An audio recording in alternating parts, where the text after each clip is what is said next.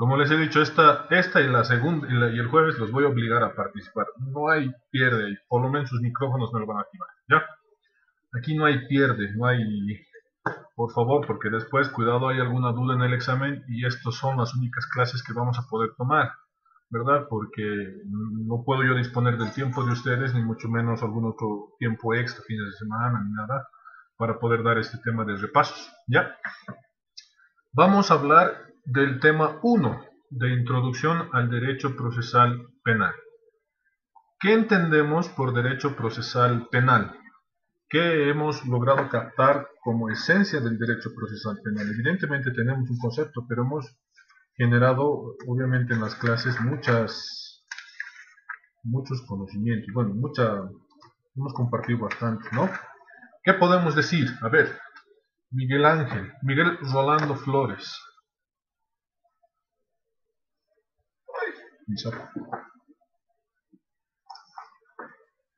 Buenas noches, doctor. Buenas noches, Miguel. ¿Qué has entendido?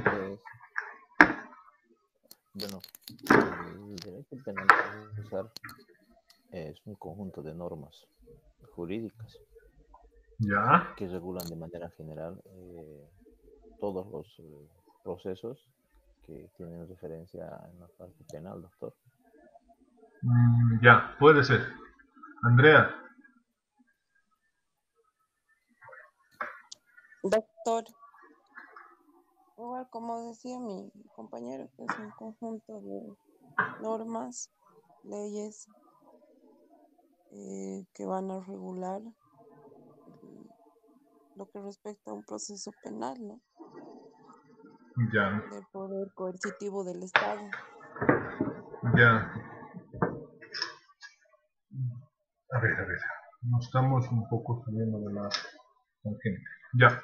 A ver, Ariel. Doctor, buenas noches. Buenas noches, Ariel. Es una rama del derecho, es un saber jurídico.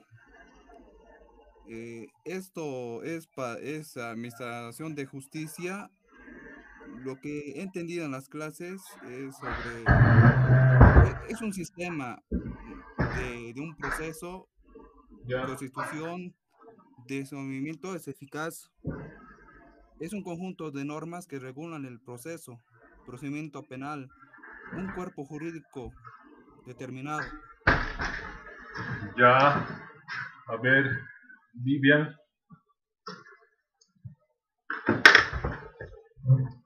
Doctor, ¿se me escucha? Sí, les escucho.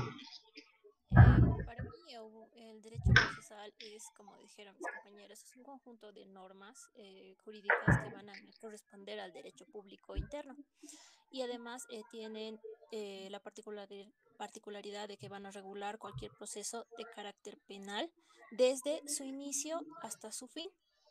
Ya. Y esto está regulado entre el Estado y particulares. Ya. Mayra. Doctor, el derecho procesal es una disciplina jurídica que tiene los principios fundamentales del derecho.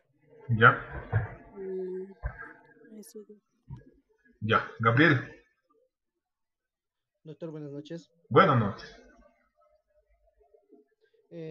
Como lo han dicho mis compañeros, aumentando más de que es para los procesos, para saber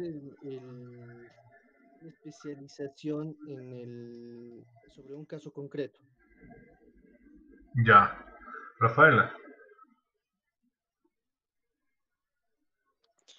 Doctor, bueno, se entiende como derecho procesal penal, bueno, es una rama científica del derecho que se ocupa exclusivamente del cuidadoso estudio técnico del proceso penal y las normas jurídicas con las que ésta se desarrolla. Ya, gracias. Hernán.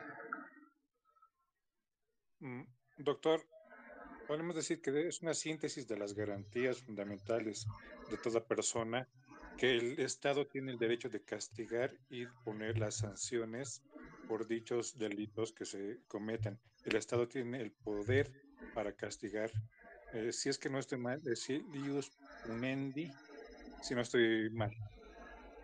Ya, excelente. Marco. Bien, doctor. Buenas noches. Buenas A ver, noches. ¿qué podemos decir del derecho penal? Yo creo lo que tenemos que considerar es algo muy importante, que es una rama del derecho público, ¿verdad?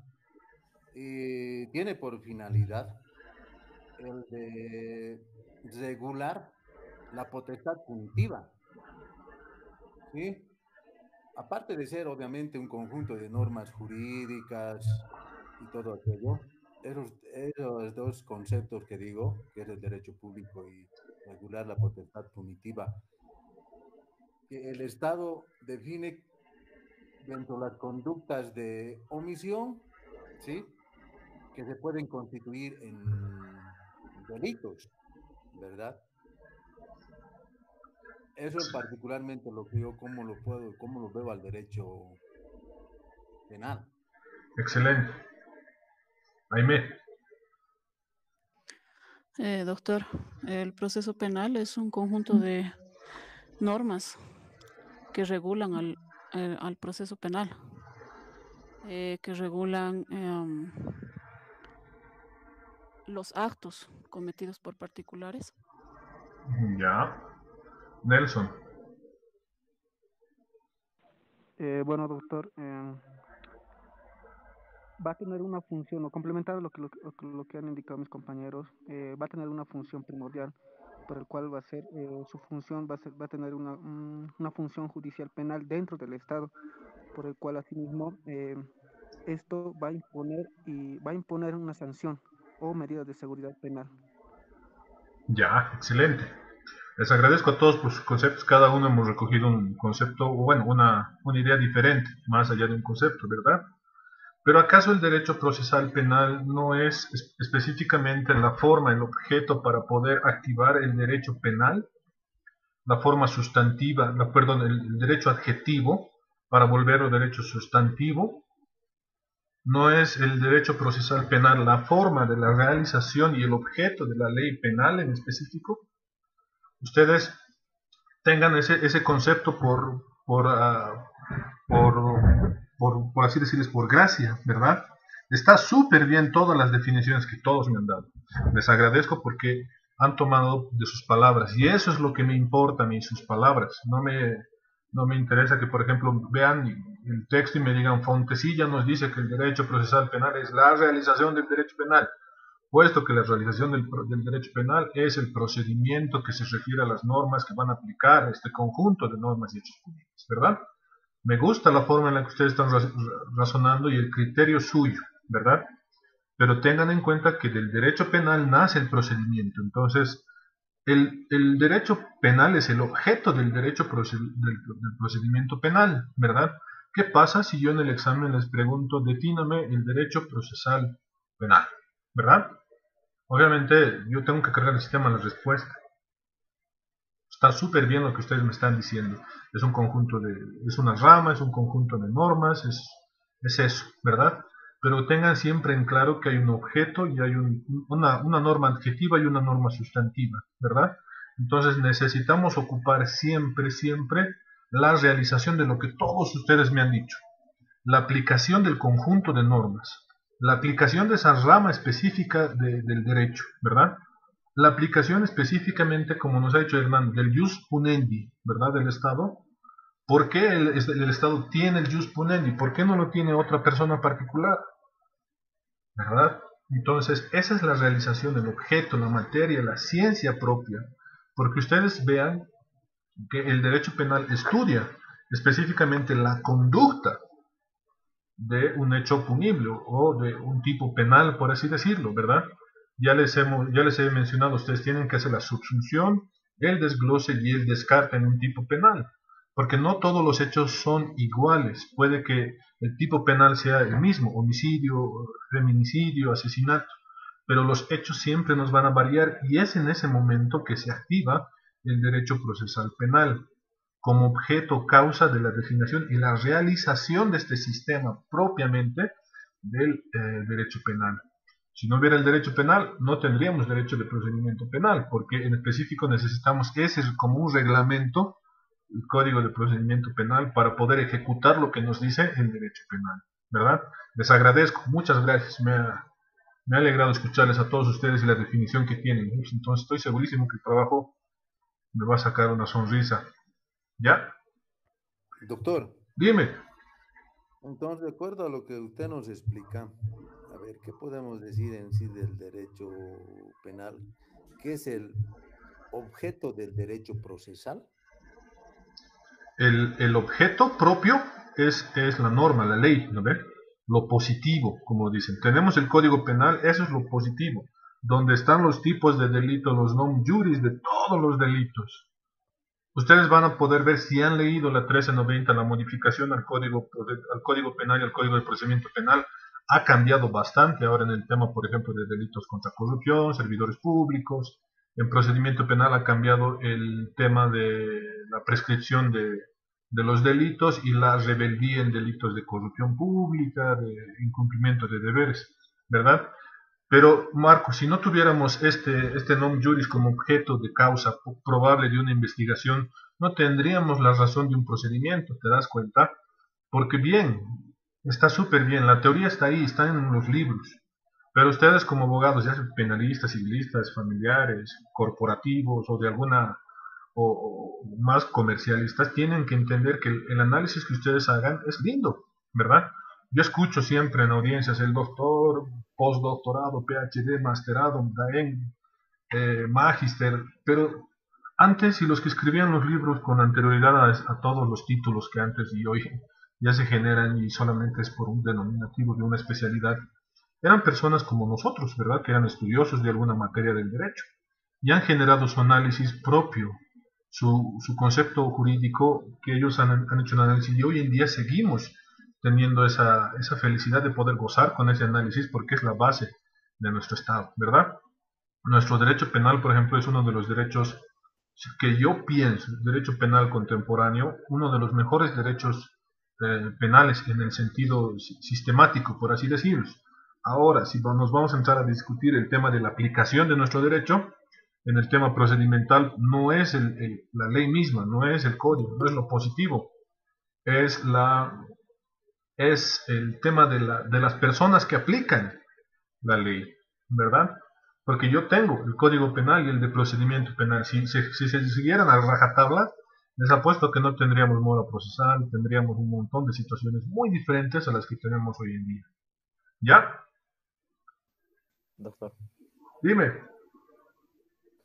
Doctor, una pregunta. Digamos, identificado el delito, tenemos, como usted indica, la doctrina. Esta es que va a término, está en nuestras manos. El procesal es la forma de cómo vamos a encarar para identificar ese delito. Ahí me surge la duda y a veces el conflicto. O sea, ¿qué es lo que primero a lo que yo debo recurrir para, si es que vale el término, si estoy explicando correctamente, tipificar el tipo de delito, encontrar todos los argumentos para construir ese proceso? ¿A qué debo recurrir primero, doctor? Excelente tu pregunta, muy buena. Vamos a llevar este tema en el tema de la imputación, ¿ya? En el tema de la calificación probable y material del proceso penal, ¿ya? Les voy a adelantar un poquito. Cuando ustedes conocen un hecho punible o un posible hecho punible, mientras no sea un hecho flagrante o un hecho que pueda, qué sé yo, tenerse por un tema de proceso abreviado, nos vamos a ir al sistema ordinario, al proceso ordinario. En este caso, tanto como la parte afectada como la parte que va a perseguir la persecución penal, que es el Ministerio Público, tiene que materializar los indicios de la conducta criminal, ¿verdad? Como hemos visto, ustedes tienen que hacer un desglose del tema del delito, ¿verdad? El delito tiene bastantes características, principalmente tiene su nombre jurídico, su non juris, que puede ser cualquier tipo de delito. Tiene una persona como sujeto activo y una persona como sujeto pasivo, ¿verdad? ¿Conocen quién es el sujeto pasivo? La víctima, doctor. Eso, la víctima, ¿verdad? Viceversa en procesos civiles, ¿ya? Y el sujeto activo que viene siendo el imputado, bueno, o el que ha cometido el delito. Tenemos un bien jurídico protegido, tenemos qué tipo de delito es, puede ser un delito instantáneo, de consumo, de hecho, de cualquier otro tipo de, que ahorita no los quiero confundir en ese sentido de la calificación del delito, ¿verdad? Tenemos que adecuar en lo que les he dicho hace rato, Miguel, hacer una subsunción del delito, un descarte y un desglose. La subsunción del delito es calificar esta conducta, este acto propio que ha afectado, por así decirte, la historia en ese momento, en esa hora, en ese hecho, de lo que podía haber pasado con el comportamiento que se adecua al tipo penal, ¿verdad? Es decir, que si yo, por ejemplo, vos vas a ser fiscal y yo tengo la obligación de denunciarte, tengo que decirte el cómo. Por eso es que cuando las personas van a denunciar, les hacen llenar un formulario, por ejemplo, en la plataforma de la FELCC. Les hacen llenar un formulario, nombre y apellido, número de carnet, croquis de vivienda, a qué hora ha pasado el hecho, quién es el que ha cometido el hecho, número de carnet y croquis del que ha cometido el delito. Y un breve relato circunstanciado de los hechos, nos dicen, ¿no? ¿Pero qué se refiere a los hechos circunstanciados? Muchos entienden que ha pasado la circunstancia del hecho. No, la circunstancia del hecho evidentemente ha pasado y ha cambiado la realidad, pero los hechos circunstanciados son eso que tú dices, Miguel.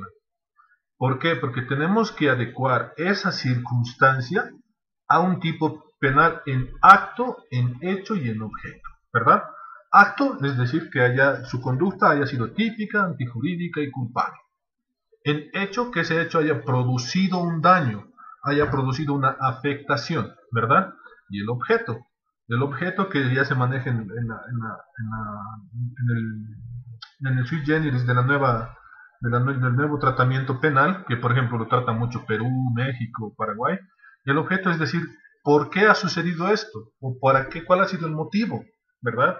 Lo que hoy ustedes lo deben conocer como móviles del delito, ¿verdad? Muchos los califican como móvil patrimonial o como móvil sentimental, como ajustes de cuentas, diferentes tipos de móviles, ¿verdad? Aquí lo vamos a denominar como móvil, pero se dan cuenta que necesitamos sí o sí, por lo menos si no es como el fiscal, como víctimas necesitamos hacer esos tres requisitos indispensablemente. ¿Por qué? Porque nos viene el fiscal de análisis y nos dice: la relación circunstanciada de los hechos no me aporta elementos suficientes para poder activar la vía penal. Necesito que me demuestres si tienes 24 horas para subsanar tu denuncia, para poder ser admitida, ¿verdad? Entonces, es eso lo que nosotros necesitamos demostrar. Ustedes seguramente ya saben con mucha seguridad qué es acción en el tema penal, ¿verdad? ¿Qué es delito? ¿Qué es la víctima? ¿Qué es el bien jurídico? Eso ya lo conocen ustedes, ¿verdad? Pero en el sentido de la calificación, nosotros tenemos que ser adecuadamente ciertos y congruentes en calificar el tema del delito, ¿verdad? Robo, asesinato, cualquier figura que tengan, ustedes tienen que ser bien concretos en cómo van a subsumir la conducta de una persona en hecho, en causa, y en acto y en objeto, bueno, en móvil, por así decirlo. ¿Ya? ¿Alguna otra pregunta? Doctor, dime. Dentro de esos requisitos, a ver, si estamos tocando esto de la subsunción del delito, ¿sí? Así es. Desde mi punto de vista me parece muy importante porque en su definición dice que es la adecuación de los hechos, ¿sí? Ajá. Es el principio por donde tenemos que agarrar la punta del ovillo, ¿no? Ajá. La adecuación de los hechos, ¿en función a qué? Pero a la descripción de una conducta y su sanción, ¿verdad? O sea, prácticamente ahí está muy claro lo que se entiende por su función y lo que implica a lo que debemos adecuarnos nosotros. En eso tienes razón. A ver, haremos un ejercicio con ustedes para poder, y en eso tienen mucha razón, por el poder activar el tema de la definición del proceso penal. Ustedes saben cómo podemos calificar el tema del delito. A ver, vamos a hacer un ejercicio que siempre lo hago porque me parece uno de los delitos más difíciles de subsumir, que es el tema de genocidio. Ya, se los voy a leer. Artículo 138, genocidio. ¿Quién o quiénes, con propósito de destruir total o parcialmente la población boliviana, nación o pueblo indígena originario campesino, comunidades interculturales afrobolivianas o segmentos de ellas o un grupo de credos religiosos, diere muerte o causare lesiones a sus miembros o los sometiere a condiciones inhumanas, subsistencia o asimilación forzosa, o les impusiere medidas distintas de impedir su reproducción o realizara con violencia el desplazamiento de sus niños, niñas y adolescentes, será sancionado con privación de libertad de 15 a 30 años. Les voy a hacer 3 preguntas. ¿Quién es el sujeto pasivo?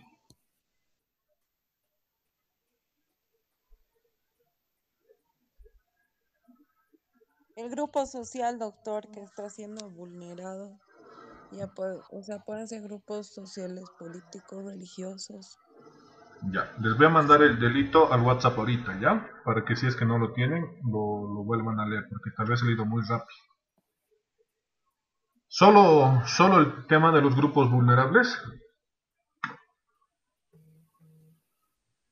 Doctor, Dime. si estamos hablando de un genocidio, ¿sí? Un genocidio, ¿por qué no hay mayormente se puede dar? Por contradicciones religiosas, ¿no? Otro puede ser por políticas, ¿sí? Que serían las más importantes. Y dentro de esas dos importantes, obviamente que está implícita la participación, no la participación, sino como víctimas la sociedad inocente en todos sus niveles, ¿sí? Entonces, ese sería el sujeto pasivo, porque prácticamente dentro de esa realidad que se vive, la sociedad es indefensa, no tiene manera de defenderse. Claro, si lo vamos al análisis, sí, pero el delito es específico, ¿verdad? Así como está narrado como tal, tiene su forma de ser. ¿Quién sería el sujeto pasivo? Me ha dicho Andrea que sería... Dime, Hernán. Serían los sujetos que están vulnerables a sus derechos sus derechos constitucionales y garantías. También. Pero vean, dime. Perdón, doctor, yo creo que en este caso las víctimas abarcaría toda la población boliviana. ¿Por qué? Porque este delito marca que quién o quién con propósito de destruir total o parcialmente a la población boliviana. Más allá de que se trate de abarcar a una población vulnerable, este delito es contra la sociedad en sí. Entonces nuestro sujeto pasivo es la población boliviana, ¿verdad? La población boliviana. ¿Por qué? Porque dentro de esta población nos hace una narrativa. Nación indígena, comunitarios, interculturales, afrobolivianos, segmentos de ellas. Ya nos hace un denominativo de ellas. Nos está generalizando la población boliviana. Pero la afectación propiamente va a ser a la población boliviana. Si es en un grupo determinado, a la población boliviana afro-boliviana o afrodependiente, ¿verdad? Si se dan cuenta. ¿Quién, gracias Vivian, quién sería el sujeto activo? En este caso podría ser el Estado, ¿doctor? ¿El Estado? No, Miguel. Doctor, en este caso el sujeto activo, como es un genocidio, a ver, voy a poner un ejemplo. Lo que se ha dado en el estado de Chechenia, si no me equivoco, ¿sí? Ahí se ha producido un genocidio por el problema religioso, justamente. Y lo que se ha producido también en Afganistán, los talibanes, ¿verdad? Entonces son grupos subversivos, ¿sí? Los que se quieren imponer por la fuerza del poder, quieren tomar el poder. Ellos son los que prácticamente incurren en esa violación de derechos. Ok, pero tenemos, En este caso, dime, perdón, doctor, en este caso, como se está hablando de manera general y no se está particularizando un caso en específico, la persona activa sería quien o quienes traten de cometer este acto vulneratorio contra la población boliviana. ya está generalizando el delito, ¿no? Ya nos está diciendo, ya no nos dice el que, ya nos dice quién o quiénes. Y en eso tiene razón Marco, porque tendría que ser un grupo subversivo, pero que en este caso afecta a una determinada población. Pero nuestro código es claro, porque dice quién o quiénes. Ya estamos generalizando, como decía, una tercera persona posiblemente, porque ya estamos presumiendo que puede ser un grupo, o una sola persona al mando de un grupo, ¿verdad? Subversivo o algún otro tipo de situación. Y el bien jurídico protegido, ¿cuál sería? La vida, doctor. La vida, ¿cuál más? La existencia de grupos humanos, doctor. Exacto, la vida, la existencia. Nos dice que también les impusieran medidas distintas de reproducción. Nos dice que realizara violencia de desplazamiento de sus niños y adultos, ¿no? Hacia otros grupos. Ahí si se dan cuenta el análisis es diferente como otro delito, por ejemplo. A ver, otro delito, más facilito. Falsedad material ideológica 198. El que forjale en todo o parte un documento público falso o altere uno verdadero, de modo que pudiera resultar un perjuicio, incurrirá en privación privativa de libertad. Ahí, ¿quién es el sujeto activo? El que. La víctima.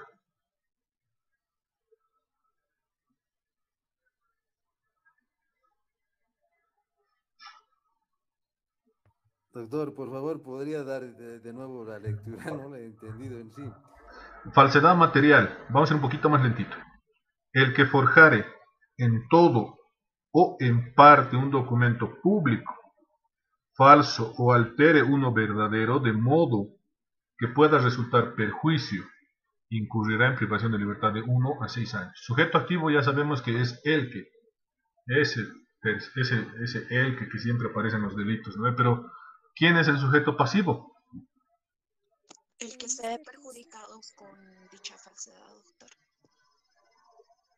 Sí, pero en este caso puede ser cualquiera que resulte ser afectado, como nos dice Rafaela, ¿no? Puede ser cualquier persona que se le haya vulnerado un bien jurídico protegido, como nos decía hace rato Hernán, ¿verdad? O en su defecto, el Estado, porque el Estado es el que tiene los documentos públicos. En este caso, un notario se podría constituir en falsedad material ideológica, ¿no? Ha falsificado mi firma como notario, ¿verdad? Ahí ya es más amplio el sistema es más restringido el tema del sujeto pasivo. ¿Se han dado cuenta cómo podemos, desde ese punto que ustedes seguramente ya han debido llevar en derecho penal, la parte general, por así decirlo, la subsunción, el descarte? Pero ahora, ¿cómo adecuamos este delito? Doctor, Dime. bueno, no sé si sería posible volver al anterior punto que usted refería al tema del genocidio. Hay casos que se han dado en Bolivia, ¿verdad? Y algunos están imputados por dichos casos. Sí. En esos casos, por ejemplo, particularmente si a medida de como tomar una referencia, lo que ocurrió el 2/19, hay algunos que lo están imputando por el tema de genocidio, doctor. No han calificado los delitos del 2019 como genocidio, ¿verdad? Lo han calificado como terrorismo, sedición, golpe de Estado, por ejemplo. La primera denuncia de la señora Patti, creo, si no me equivoco, Lidia Patti o Lidia Paco, ha sido por golpe de Estado, por traición, ¿verdad? Delitos que están en controversia constitucionalmente, pero hoy día están siendo activados, por ejemplo, no deberían estar activados procedimentalmente, porque el terrorismo, por ejemplo, está debatido en el tema de inconstitucionalidad, propiamente dicho, ¿no? Y si lo calificamos a la conducta de un presidente, mucho más inconstitucional todavía, ¿verdad? Yo no soy partidario, como les digo siempre y se los voy a decir, yo no tengo color político, pero yo me voy a basar más a las normas, a las leyes, ¿verdad? Por ejemplo, muchos jueces de ese entonces los han juzgado por prevaricato, por resoluciones contrarias a la ley. Pero esa es la pregunta que yo me hago. ¿Dónde está el manual que les dan a los jueces que les diga que tienen que fallar de una o de otra forma, ¿verdad? Por eso existe la sana crítica y el juez natural. Ellos se valoran dependiendo de las pruebas aportadas por las partes, si corresponde o no corresponde el proceso, ¿verdad? Entonces ahí ustedes están viendo, por ejemplo, Miguel, ha pasado, pero no lo han calificado como genocidio, porque no sé cuál ha sido la metodología o los hechos denunciados, porque la verdad no considero que debería haberse activado esa vía. Mucho peor aún cuando ya ha habido una reparación de daños, creo, ¿verdad? Si hubiese pasado en la misma situación del otro bando, por ejemplo, del otro partido político, qué sé yo, del actual gobierno, la situación tal vez hubiese sido diferente, ¿no? Es cuestión de hacer un análisis más que todo jurídico, Miguel. Doctor, como usted indica, lógicamente las opiniones son de carácter académicas porque no estamos tocando personas ni instituciones, pero en el caso, por ejemplo, del 2003, hay también personal uniformado acusado por ese tipo de tema de genocidio. O sea, ahí ¿era diferente la figura, doctor? ¿O es cómo se interpreta en sí la norma? Es en realidad, como te digo, a gusto y antojo del que acusa, ¿no? En este caso del poder ordenador, del que tiene la acción pública, ¿no? Va a considerar y adecuar los hechos a los delitos que considere, ¿no?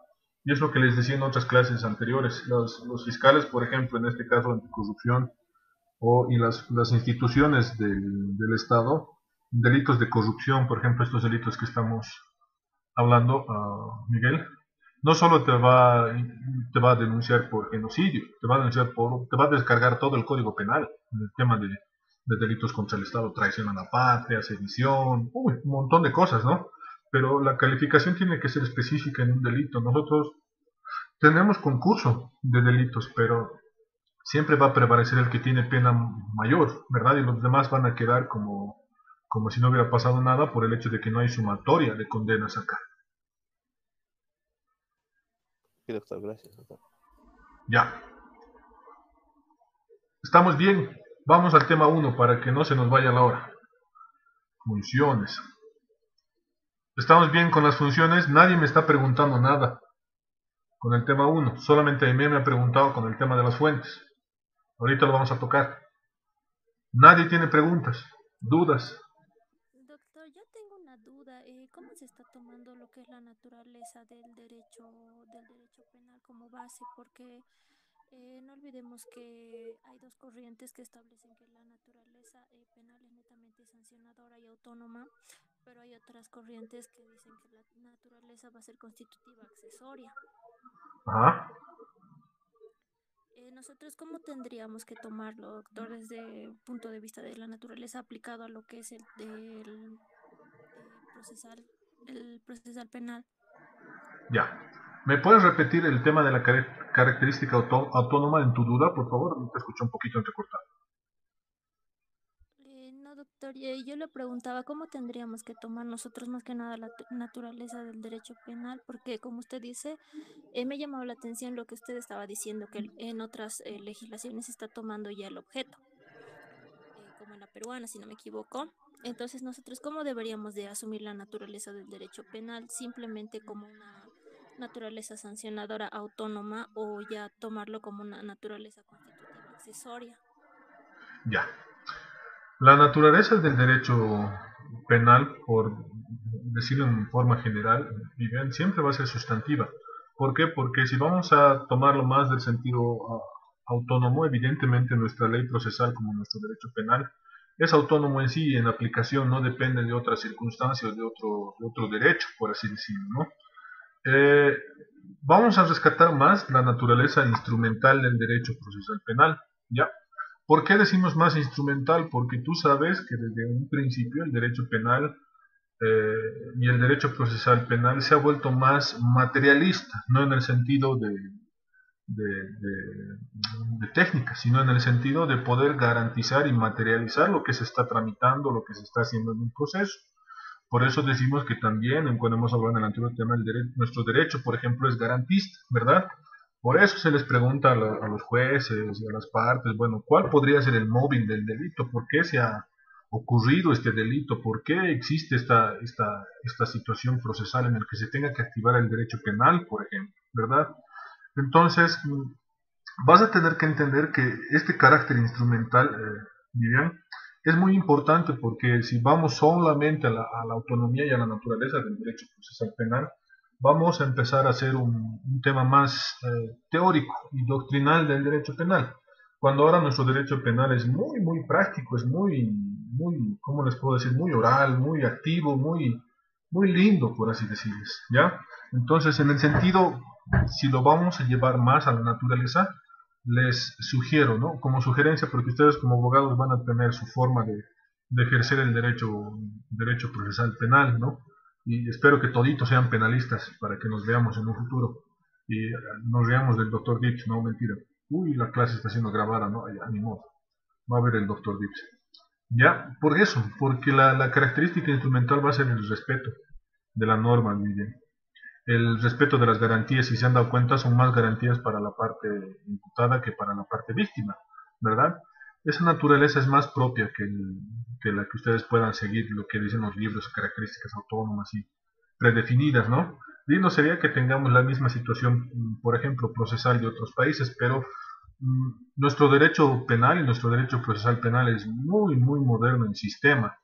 Ya la aplicación, Viviana, es un poco complicada porque hay que discutir el criterio de cada persona que la aplica. Gracias, doctor. ¿Alguna duda?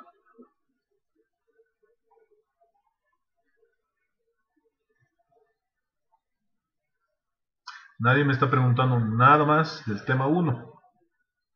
Recuerden, no les he dicho les he dicho que no van a entrar conceptos, perfecto, pero hay otro montón, creo que son 17 hojas, ¿no? Sí, 17 hojas. Funciones del derecho procesal penal, hemos visto dos funciones, material y formal. ¿Cuál es la función material? La de imponer el castigo a un delito. La responsabilidad sí. Doctor, la función material es la que se encarga de la averiguación del hecho delictuoso y está dirigida específicamente a definir la responsabilidad penal o civil del autor. Eso, esito es. También Esito nomás la necesitamos. posibilidad de la víctima de de tener un resarcimiento pertinente. Eso. Si les pregunto en examen, por ejemplo, ¿es la encargada de la averiguación del examen delictuoso dirigida a definir la responsabilidad penal material y la posibilidad de la víctima de merecer el resarcimiento perteneciente? ¿Es la función material, verdadero o falso? ¿No? Ustedes ya sabrán, porque solamente es ahí poner falso o verdadero. Muy poco les voy a pedir que ustedes me transcriban o me digan desarrolle, ¿verdad? Porque les voy a hacer ese tipo de preguntas. Ya les estoy adelantando un poco, por si acaso, ¿ya? Solamente, no les voy a preguntar la función material porque ya les he vendido la pregunta ahorita, ¿no? Pero para no quedar mal yo, pero por si acaso, por ahí nomás está, ¿ya? Y la función formal es específicamente esa, las técnicas y la forma en la cual se va a dirigir el proceso penal. Se va a respetar el debido proceso y la tutela judicial efectiva en el entorno social efectivo. ¿Ya? Características. Hemos visto que el derecho procesal penal tiene características, ¿no? Tiene 6 características principalmente. Tiene características de ser interno, formal, instrumental, lo que hace rato nos preguntaba en cuanto a la naturaleza Vivian, ¿verdad? Científico, autónomo, realizador. ¿Cuál de esas 3 o 6 características les ha generado más duda? Porque están claritas, ¿no? He tratado. Cada una de estas debería haber sido una hoja, porque es mucha doctrina, pero les va a aburrir o les voy a cansar y lo he resumido lo más que he podido. Pero están los conceptos más claros, bueno, los conceptos, la cosa más clara que ustedes pueden tener, ¿verdad? ¿Dudas con las características? ¿Sí? ¿No? Doctor, ¿puede reiterar, por favor, las características? Es público, interno, formal, instrumental, científico, autónomo y realizador. ¿Ya? Eso está en el tema 1. Fuentes del derecho procesal penal. Eso es lo que nos preguntaba Aimé, ¿verdad? ¿Sí? Sí, doctor. ¿Cuál es tu duda propiamente en las fuentes? La directa. La fuente directa nos dice en la teoría que es la fuente primaria de producción de la ley penal y la autoridad constitucional encargada de dictar la norma jurídica que le da existencia al derecho penal. ¿Ya?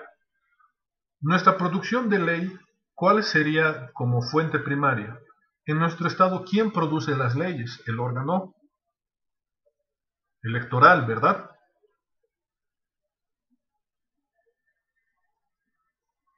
No puede. ¿Qué órgano produce las leyes? El productor de leyes puede ser órgano legislativo, doctor. Eso.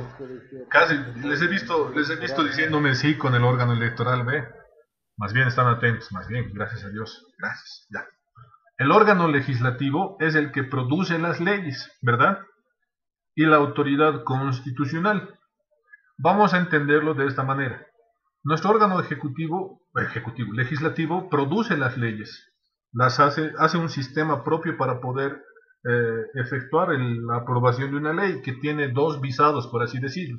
Entra a Cámara de Diputados, se discute, se debate, se aprueba, se lee artículo por artículo, reglamento por reglamento, parte por parte, se aprueba en gran parte o en mayoría simple o absoluta o 2/3 y pasa a la siguiente cámara, que es la Cámara del Senado. En la Cámara del Senado vuelve a ser revisada, porque esta ley puede volver a ser devuelta a la Cámara de Diputados para decir, no, revisen bien a ver, se están equivocando, se están pasando de la raya, ¿no? Ya, listo. Una vez producida esta ley, es promulgada por el órgano ejecutivo, quien la publica y desde el momento de su publicación tiene fuerza de ley. Pero ¿por qué decimos la autoridad constitucional? Porque esta ley puede ser mandada revisada en revisión al Tribunal Constitucional Plurinacional desde el 2009, ¿verdad? El Tribunal Constitucional Plurinacional nos dirá si esta ley no está en controversia con la Constitución Política del Estado, o si no, algún artículo no está en franca pelea con la Constitución Política del Estado, ¿ya? Y es en ese sentido que, por ejemplo, ustedes han visto la nueva promulgación de la ley 1390, que modifica la ley 1970, la 1173, la 1226, ¿verdad? Ya a partir de ahora vamos a los abogados, ahora seguramente vamos a tener que decir en la audiencia de la ley 1970 modificada por la ley 1173, 1226 y 1390. Más largo, ¿no? Pero seguramente ahora ya los códigos van a empezar a cambiar, van a adicionar estas, porque han derogado bastantes artículos y han modificado bastantes artículos. Entonces seguramente esta fuente directa como producción específicamente de la ley nos está dando, ustedes por ejemplo tienen la suerte de haber podido entrar en esta promulgación de la 1390 porque están viendo cómo se está produciendo, cómo se está materializando esta fuente directa de producción penal, por ejemplo. Porque esta ley es específica en el Código Penal y el procedimiento penal. ¿Hay alguna duda más, Jaime? No, doctor, gracias. Cuidado, les pregunte quién es el encargado de darle constitucionalidad a la fuente directa. No, mentira, no les voy a preguntar tan fregado. ¿Ya? Con el tema 1, ¿estamos bien? Creo que no. Su silencio otorga confianza a mi persona.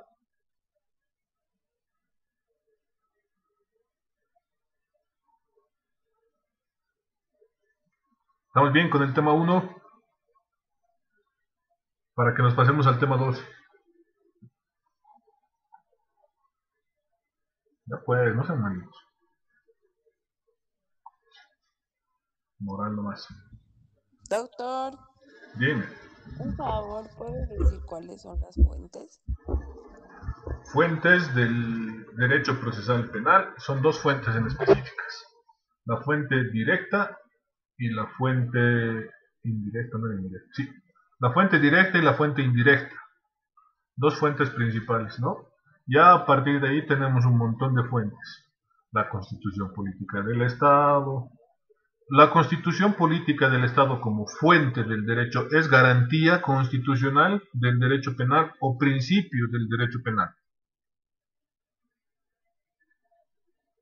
Principio, doctor, Principio, porque doctor. ¿Seguros? Sí. Seguro, seguro. ya sí, ¿qué más? Ya, entonces esa va a ser pregunta de examen. Desde antes les anticipo que no es lo que ustedes me han dicho. Ya. Mi punto de vista, doctor, es de garantía. ¿La Constitución? La Constitución Política del Estado garantiza a todas las ramas del derecho, derecho público, derecho civil, que cumplan dentro de los parámetros establecidos, ¿sí? Entonces, si se salen, digamos, de esa normativa, no están dando cumplimiento tanto en este caso, a la normativa penal, están atentando contra lo que es la Constitución Política del Estado. Por eso la Constitución Política del Estado se dice que es la garante. No sé si estoy equivocado, doctor. Doctor, en todo caso, ¿no sería la que promueve la disciplina del cumplimiento y más que todo de los principios constitucionales? Bien, Rafael, una de las características. Miguel. Doctor, comprendiendo que la Constitución Política del Estado es la norma base, la norma madre, es la rectora en sí de todo el bagaje de las normas que existen en nuestro país, normalmente así lo entiendo. Claro, vamos a diferenciar de fuente, principio y garantía los elementos necesarios, ¿ya? ¿Por qué decimos que la Constitución... Creo que me están haciendo una trampa y me están haciendo... Ya, lo vamos a quitar como pregunta, pero bueno. La Constitución Política del Estado viene siendo una fuente directa del derecho procesal penal, ¿ya? ¿Por qué? Porque si evidentemente en la Constitución Política hay derechos, garantías y bases fundamentales de nuestro Estado, es el contenido propio. Ya acuérdense lo que hemos hablado, derechos de primera generación, segunda generación, tercera generación y hoy en día cuarta y quinta generación, que ya seguramente los va a contener tal vez en alguna reforma o en alguna otra ley determinada, ¿verdad? Pero la Constitución Política del Estado, al ser esa norma suprema positiva, viene siendo una fuente directa del derecho. ¿Qué fuentes directas más tenemos del derecho, por así decirlo? Tenemos la jurisprudencia, tenemos la doctrina como fuentes directas, ¿verdad? Evidentemente, dentro de la Constitución hay garantías constitucionales, porque no todo lo que está en la Constitución es garantía constitucional, ni principio constitucional, ¿verdad? No todo, porque también nos dice que también tenemos obligaciones como Estado, como estantes y habitantes del Estado boliviano, ¿verdad? Evidentemente marca ese principio materialista y positivista de poder generar una norma. No se confundan. La Constitución como tal, el nombre, Constitución Política del Estado, es fuente directa del derecho procesal penal. Las garantías constitucionales son principios del derecho procesal penal. Los principios constitucionales también son principios del derecho procesal constitucional. No se confundan, ¿verdad? Porque evidentemente cuando nosotros vamos a litigar decimos la Constitución Política del Estado en su artículo tanto, pero ¿cómo? ¿Principio qué es? ¿Es una garantía fundamental? ¿Es un principio? ¿Es una garantía? ¿Cómo la vamos a señalar? Por eso es muy importante que ustedes argumenten bien eso, ¿verdad? La garantía constitucional, bueno, en la Constitución Política del Estado, la garantía que marca el artículo 115 del debido proceso en cuanto a su vertiente congruencia, ¿verdad? Ya estamos yendo de lo macro a lo micro, ¿verdad? Sacando lo más lindo de la Constitución a lo más bello de la Constitución, ¿no? Es decir, la Constitución es la norma madre y la Constitución dentro de ella me dice que hay el debido proceso, ¿verdad? No se confundan, pero como ya les he explicado, ya no les vamos a meter de pregunta, porque ya sería chanchullo, ¿verdad? Doctor. Sí. En este caso está bien, como lo que usted dice, como fuente la Constitución Política del Estado, es bien cierto, es la fuente de todos los derechos, derecho penal, derecho civil, administrativo, todo. Pero ahora, hay que tener en cuenta acá, autor, que las garantías es lo que más te protege. ¿Por qué? Porque dentro de las garantías justamente están los derechos humanos, ¿verdad? Que eso justamente está también dentro de lo que se llaman los, ¿cómo se dice? De derechos humanos, se me fue la palabra. Entonces yo particularmente, por eso le decía, la que garantiza prácticamente el cumplimiento dentro de los derechos humanos, ¿sí?, establecidos, es la Constitución Política del Estado, como tal, como fuente que usted indica. Es una verdad eso, ¿no? Pero en cualquier proceso, lo primero que se va a tomar en cuenta son los derechos de la persona, los derechos humanos que no sean vulnerados, ¿verdad? Por eso usted bien decía, en el penal muchas veces el victimario es el que tiene más concesiones que la víctima a veces. Es cierto eso, ¿no ve? Entonces yo creo ahí, respetando sus derechos. Puede ser, Marco. Yo nunca me cierro en opiniones ni nunca siento solamente mi base, ¿verdad? Pero la doctrina y la jurisprudencia nos han enseñado cómo aplicar la Constitución Política del Estado y de lo que ella viene, ¿verdad? Porque evidentemente es garantista nuestra Constitución Política del Estado, pero para poder hablar en específico de cada garantía tenemos que ser constitucionalistas, ¿no? Hablar de derecho procesal constitucional, por ejemplo, para que ustedes me puedan entender. Toda norma, toda ley en nuestro Estado, por ejemplo, sin hablar de nuestro Estado, tiene principios. Si ustedes leen la ley 439 procesal civil, tiene principios del código. Código de familias, principios del código. Todos tienen principios enmarcados en lo referente a derechos, garantías, pero que en específico enmarca esa ley, ¿no? Porque no dice, por ejemplo, garantía de presunción, en el Código Civil, por ejemplo, de oralidad, ¿no? No dice la Constitución Política del Estado, nos dice que la oralidad es un principio constitucional, no. Nos dice que se rige por la parte contradictoria, tiene sus propios principios, si se dan cuenta, ¿no? Pero por eso les digo, lo que tú me dices, Marco, en específico en el tema de derechos humanos, es una parte de la Constitución Política del Estado, como base de derechos fundamentales. Nuestro bloque de constitucionalidad, por ejemplo, ¿cómo vamos a aplicar nuestro bloque de constitucionalidad en el derecho penal, procedimiento penal? Vamos a verlo en un tema más adelante, ¿verdad?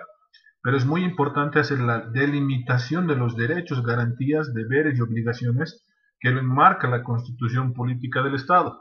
¿Por qué? Porque toda ley adjetiva y sustantiva tiene su forma de aplicarla y su forma en la cual la vamos a seguir, ¿verdad? Si seguimos de una manera estricta y general la Constitución Política del Estado, ahí es donde nos vienen, por ejemplo, problemas de que no ha fundamentado bien agravios, no ha fundamentado bien el agravio propio de la Constitución Política del Estado. Si bien han nombrado derechos humanos o derechos de víctima o imputado, se tienen que fundamentar en específico de la Constitución a la norma, ¿verdad? Y ahí te das cuenta que viene siendo una fuente directa, querramos o no querramos, ¿verdad? Doctor. Jaime. Entonces, no sé, a ver, en resumen, en mis palabras, por ejemplo, que las garantías en la Constitución Política del Estado están, por así decirlo, de manera general, porque cada norma, como se mencionaba ahorita, ¿no? Los derechos humanos, el civil y demás tienen sus garantías ya más específico. Eso, en realidad, como hemos dicho, la Constitución es positiva, en todo sentido. Por eso ustedes van a ver su capítulo, nos dice el título 2, Derechos Fundamentales y Garantías. Todo eso se tiene que cumplir en regla, no hay forma de obviar, solamente en alguna forma se puede restringir la libertad de una persona, es decir, detener preventivamente o culparlo por algún delito, ¿verdad? Pero ustedes tienen que entender que nuestra Constitución tiene, pues, además de las garantías y las acciones de defensa, tiene la nacionalidad, el órgano legislativo, ejecutivo. Perdón. Doctor, en el tema 2, tengo una duda. El juez natural en sí, ¿cuáles son los requisitos que uno tiene que tener en cuenta? Esa es mi duda, doctor, porque para Para... ser juez natural, Ya. esa es mi Eh, duda. ¿Han llevado la Por sana favor, doctor, crítica? ¿cuáles los requisitos para ser juez natural? Ya. En realidad... Porque Ajá, hay dime, dime. varios jueces. Tengo entendido que hay varios jueces en varias competencias, juez agroambiental, juez de civil y comercial. Ya. ¿Cuáles son los requisitos? Eso quisiera que me saque de duda, doctor, por favor. Lo, a ver, bien, gracias, Ariel. Los requisitos para ser juez los impone en este caso el Consejo de la Magistratura, ¿no? Pero en específico para ser juez natural, por el tema de la... Vamos a hablar más en el tema de la competencia, la jurisdicción en cuanto al territorio y el hecho que sea punible. Tú me preguntas en el tema, por ejemplo, de juez civil, el juez agroambiental y los otros tipos de jueces, ¿verdad? Nuestra Constitución Política del Estado y así nuestra Ley 025, que es la ley del órgano judicial, ha previsto esto que se llama la competencia, Ariel, ¿ya? La competencia siempre se va a atribuir en cuanto al sistema, al territorio por el cual un determinado juez controlador de garantías, que lo llaman más así, va a tener el conocimiento de un hecho propio. En caso civil, de una determinada pretensión. En caso agroambiental, de un determinado sector geográfico, por así decir. En tema penal, de un hecho punible que puede ocurrir en un determinado jurisdicción. La jurisdicción siempre se va a competir en cuanto a la distribución distrital en ciudades, pueblos, cantones, que pueda determinarse por la gobernación y la alcaldía y el gobierno autónomo municipal de esa región, ¿verdad? Que puede ser gobierno municipal de ciudad central o puede ser gobierno municipal de un determinado pueblo, ¿verdad? Que tiene específicamente, para ser juez, tiene que tener una competencia territorial, ¿verdad? No puede invadir, por ejemplo, un juez de La Paz no puede invadir un territorio de Santa Cruz, por así decir, ¿ya? Los que han entrado, por ejemplo, creo, a los que les he pasado el link de un incidente he planteado un incidente de incompetencia por la razón del territorio, simplemente por que se ha aceptado un delito en la zona central y los hechos propiamente son en la zona sur, cuando existe un juzgado territorial en la zona sur de competencia, ¿verdad? Le han dado, por ejemplo, la jurisdicción hasta creo si no es hasta la calle, hasta la primera calle de Obrajes, la jurisdicción y corresponde a igual corresponde Palca, corresponde a Chocaya, ese juzgado, ¿no?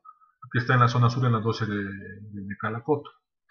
Te vas a acordar mucho de la competencia y el territorio cuando vayas a hablar de un tipo de juez, ya sea de cualquier jurisdicción, ¿verdad? Antes los jueces civiles se calificaban como jueces de partido y jueces de cuantía, ¿verdad? Lo único que variaba ahí era la cuantía, el monto por el cual se iba a resolver la controversia o era la controversia. Hoy todos ya son jueces públicos y civiles, por ejemplo. Hoy ya todos conocen todas las causas dentro del mismo territorio. Lo mismo sucede en todas las materias: penal, civil, familiar, agroambiental y constitucional, por ejemplo, ¿verdad? Aquí solamente tenemos 4 salas constitucionales, pero cada una atribuida en tribunal constitucional. Seguramente van a ustedes ver también, si no es este año, el siguiente año, la modificación de la 227 o 247 del procedimiento penal, del procedimiento constitucional, que ya los está volviendo jueces constitucionales, ya no son tribunal constitucional. Es decir, si en un tribunal habían 3 jueces, Ariel, ahora va a haber 1, porque a los demás los van a repartir en otros juzgados constitucionales para poder abarcar toda la cantidad de causas constitucionales que vean. Si te das cuenta, ahí ya les están quitando el título de jueces técnicos constitucionales cuando se los constituye, ya les están dando jueces de jurisdicción constitucional propiamente en un determinado caso, ¿no? Seguramente ya no van a ser 4, ya van a ser 10 o 15 juzgados constitucionales, por ejemplo. Territorio y competencia, Ariel. Doctor, viendo también en otros requisitos, tener 30 años, no tener sentencias ejecutoriadas, también no pertenecer a un partido político. También es un concurso, tienen que uno presentarse. Si me estás hablando de los requisitos para ser juez, estos no requisitos es natural. son muy diferentes. Por ejemplo, en varones, libreta de servicio militar, no tener sentencia ejecutoriada, no tener antecedentes de violencia, por ejemplo, ahora. Antecedentes te van a pedir FELC-N, FELC-C, FELC-B, certificado si pase de no violencia, te piden por lo menos 2 años de experiencia profesional en el área. Si tienes alguna especialidad propiamente en el área en la que te estás postulando, mucho mejor. En ese sentido tu pregunta, ¿verdad? Obviamente tener la idoneidad. Por ejemplo, para los jueces de familia, el único requisito que es, además, para los otros jueces, es que tengan una familia constituida, legalmente constituida, y que sea un núcleo familiar estable, les piden, ¿no? Es por eso que los que se postulan a jueces de familia dicen, sí, yo soy casado, tengo mis 3 guaguas, tengo mi esto, tengo mi rollo, porque se supone que están tratando un tema muy delicado para la sociedad. Si hablamos de los requisitos, ya son otros, y cada vez cambian, por ejemplo, ¿verdad?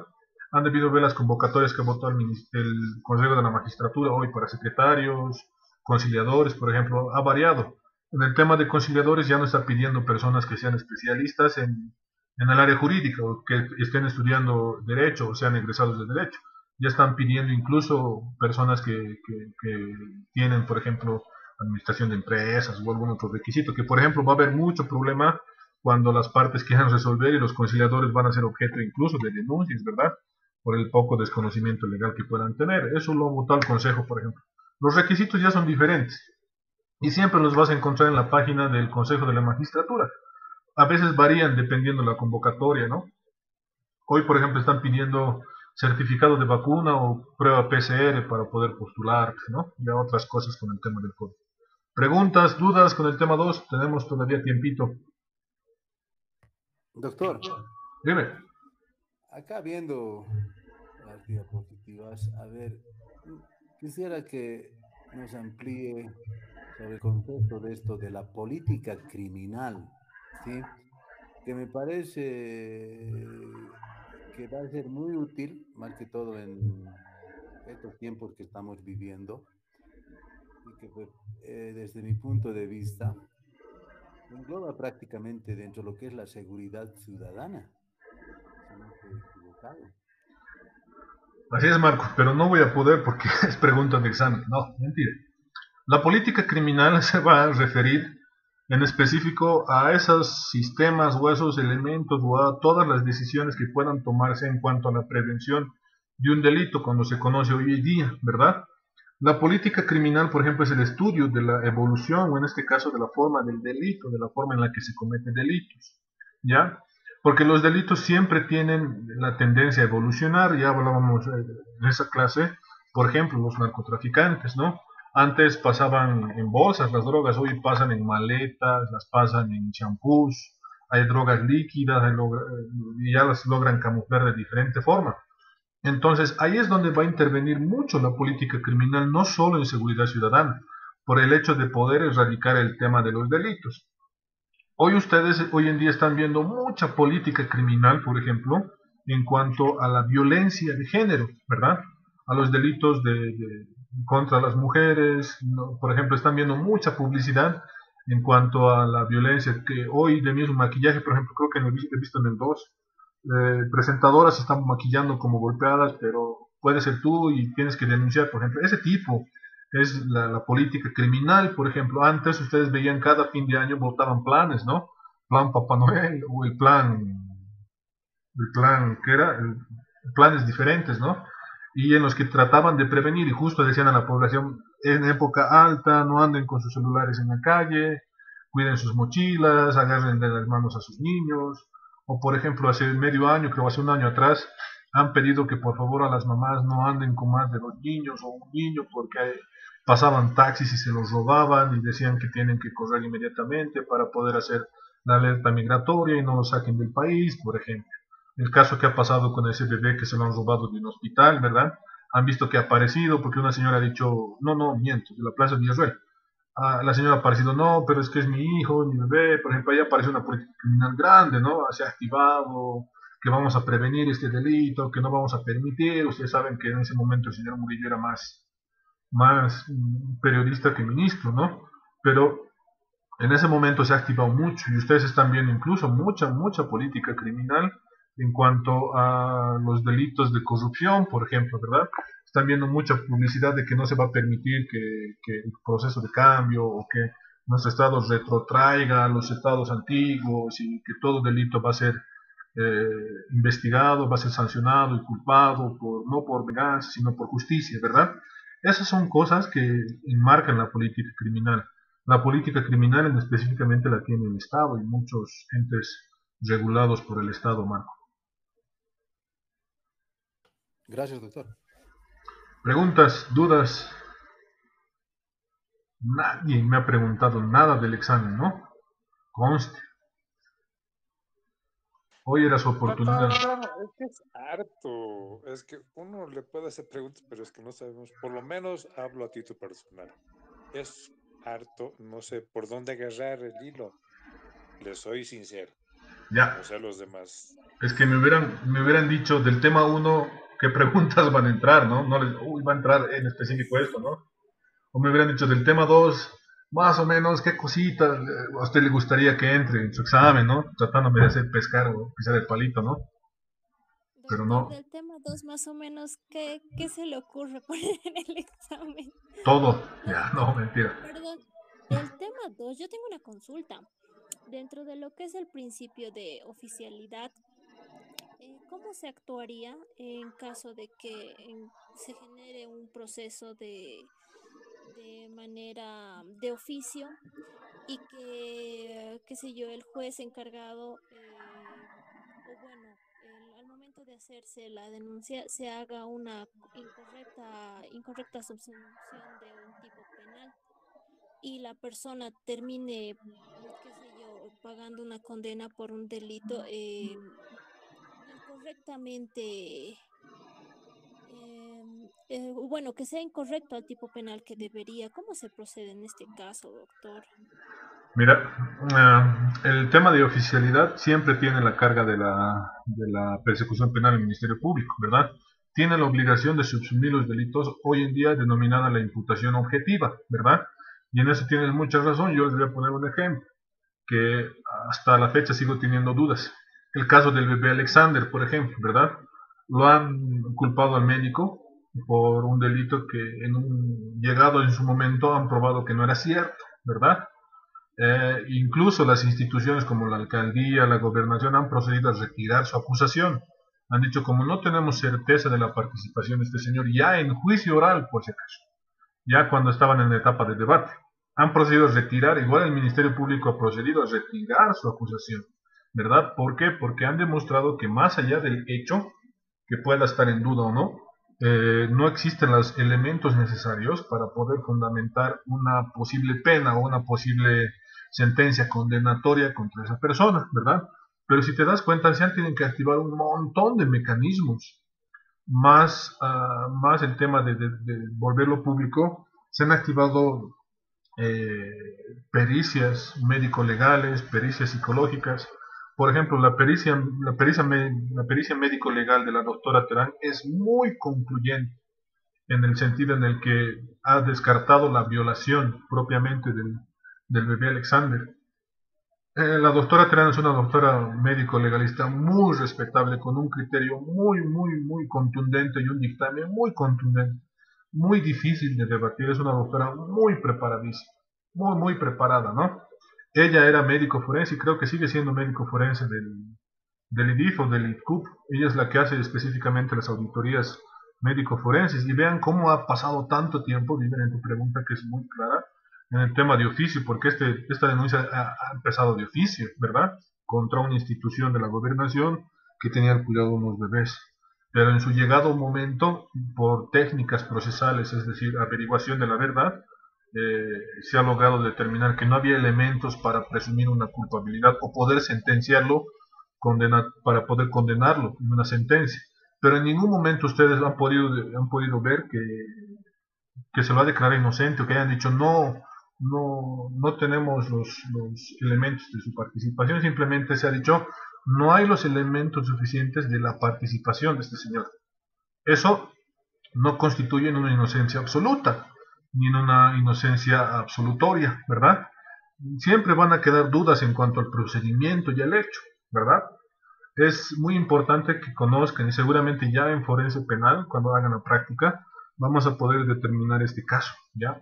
Porque si fuese conmigo, yo les voy a dar casos concretos que ya tienen sentencia ejecutoriada, y ustedes van a poder hacer ese análisis, ¿verdad? Un caso es de una persona que la han culpado, como tú dices, Vivian, sin pruebas, solamente por el capricho de una persona, y otra que sí, la han culpado, pero no han hecho lo que debería haber hecho el ministerio, pero igual se va a llegar a sentenciar condenatoriamente. Uno absolutoria y otro condenatoria. Muy interesantes son esos dos casos que tengo para que ustedes puedan ver cómo dos fiscales de la misma área han fallado diferente y dos jueces de la misma área igual han fallado diferente. Muy interesante tu pregunta, Vivian. Doctor, perdón, en este caso particular que usted está planteando, lo que correspondería no sería la indemnización de inocentes. Corresponde, y ahí es donde tienen que hacer la solicitud de la reparación de los daños, ¿no? Porque ya los están procesando a los fiscales, a la fiscal que era en ese momento y al fiscal departamental de ese momento, para poder también pedir una reparación de daño a ellos propiamente y al Estado. Tiene que haber una sentencia condenatoria que los declare culpables a ellos, de haber armado el caso, haber suplantado pruebas, ¿verdad? Mientras tanto estamos en una presunción y obviamente puede pedir un resarcimiento de todo el daño que se le haya podido causar, pero van a decir, ¿cómo? Si ahorita solamente no tenemos elementos para fundar una sentencia. Pero, ¿qué pasa si más adelante existen esos elementos, no? Solamente haciendo volar la cabeza nada más, ¿no? No estoy diciendo que sea así. ¿Dudas? Doctor, buenas noches. Mi siguiente pregunta, carácter estatal del orden, en el inciso B, independencia. Hasta ahí todo claro. Sobre la existencia de la prueba, pero me ha surgido una duda. ¿Las capturas de WhatsApp tienen validez judicial? No. Eso es un tema muy debatible, Ariel, porque se supone que las conversaciones de WhatsApp, de teléfono o cualquier otro medio electrónico son inviolables en cuanto a la comunicación y privacidad y reserva de lo que uno está comunicando, ¿verdad? Pero solamente en ciertos casos esta reserva y esta confidencialidad puede ser levantada, pero bajo decisión debidamente fundada por autoridad, Ministerio Público o en su defecto el juez de control jurisdiccional, ¿verdad? El Ministerio Público, ¿qué puede hacer? Puede decir, te voy a secuestrar el teléfono y voy a mandarlo a un laboratorio para que hagan una pericia. Esta pericia incluso puede ser debatida por este principio de presunción de privacidad y reserva. Incluso un juez puede tomarlo en cuenta o no las conversaciones de WhatsApp. ¿Por qué? Hoy día más que sacan una captura, la imprimen en una hoja y no dicen cuál es el mecanismo, el medio electrónico por el cual ha sido obtenida esta captura, ¿verdad? Entonces ya tiene duda de ser cierta y legalmente obtenida.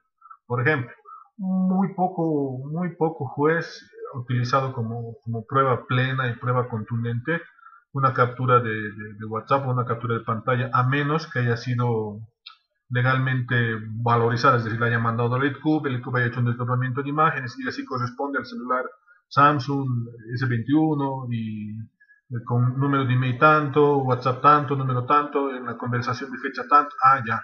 Pero si uno le da de pleno solamente como impresión, hasta hay la duda de cuál es el medio por el cual hayan obtenido, porque el mecanismo electrónico es el celular, porque ese tiene cámara, ¿no? A menos que yo diga, lo he sacado con mi cámara fotográfica y aquí está la memoria y le entrego. Para que le diga, esta foto no ha sido distorsionada, no ha sido cambiada, es foto de origen, por ejemplo, Ariel. Mientras tanto, siempre va a tener carácter de confidencialidad y reserva. Por eso incluso los audios que se presentan en CD, ¿no? Son de carácter reserva, no tienen valor probatorio hasta que un juez lo judicialice, si es que considera judicializarlo. Doctor, perdón, dentro de este ejemplo que estaba dando el compañero, un juez podría dictar dentro de lo que es el principio de privacidad, lo que es la geolocalización de un teléfono celular que se ha captado por las señales, en torretas podría pedir esto de la geolocalización del empleo? Los fiscales ya lo piden, de hecho. ¿No alteraría el principio de privacidad? No tanto, porque la geolocalización nos va a dar los puntos de ubicación del teléfono, ¿no? O en este caso del chip, porque la geolocalización nos va a dar el tema de los puntos de referencia, no nos va a dar el tema de las conversaciones que existen, ¿verdad? Por eso incluso cuando los fiscales piden el tránsito de llamadas, Vivian, a las empresas, solamente las empresas nos dan, ha llamado de este número a este número, de este número a este número, y las llamadas salientes y entrantes. No nos dice, esta es la conversación, no nos dan un audio de la conversación, ¿verdad? Porque es carácter confidencial. Por ejemplo, hoy en día el Ministerio Público tiene convenio con la Autoridad de Telecomunicaciones, si no me equivoco, en el que ya automáticamente piden la geolocalización en cuanto a delitos de robo del teléfono o para poder tratar de encontrar a una persona, por ejemplo, ¿verdad? Porque abren todo un sistema y en ese sistema nos dicen los puntos por los cuales ha tenido los últimos rastros de señal, por ejemplo, ese chip o ese teléfono, ¿verdad?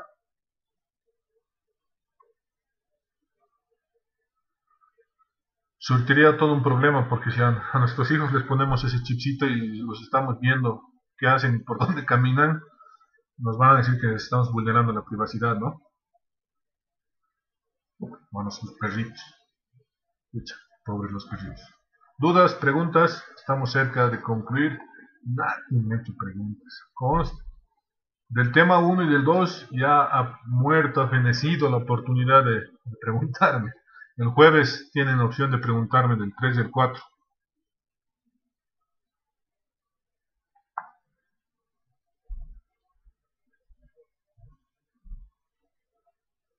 ¿Preguntas? ¿Dudas? Está todo clarísimo entonces con los temas 1 y 2.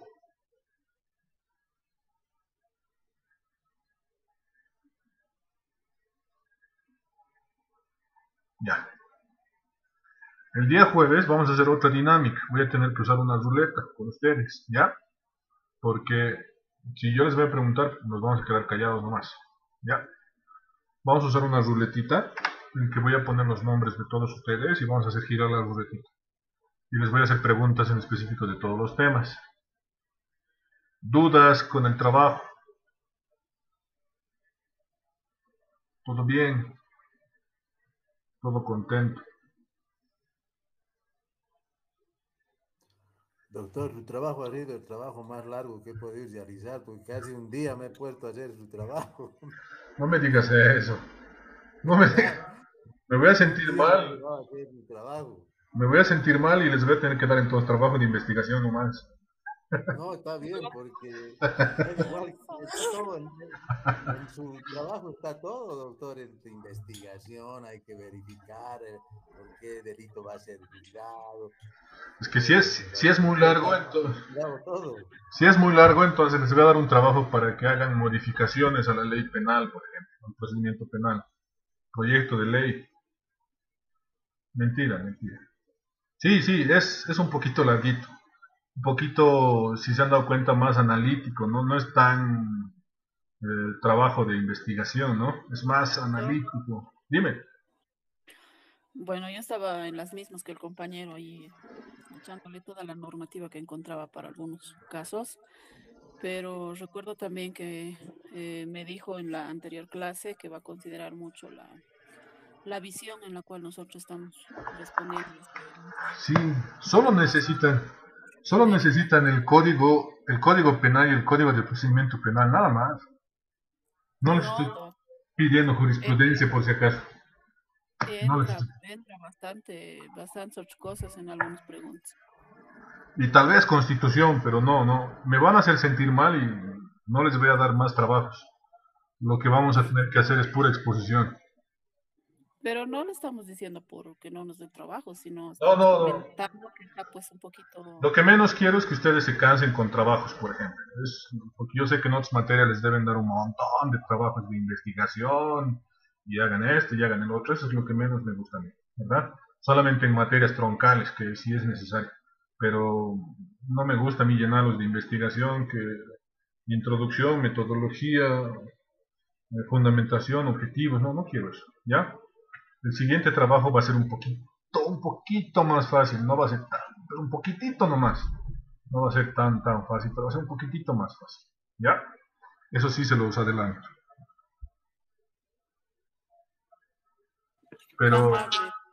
Pero terminan hasta el viernes, ¿no ve? ¿O no terminan?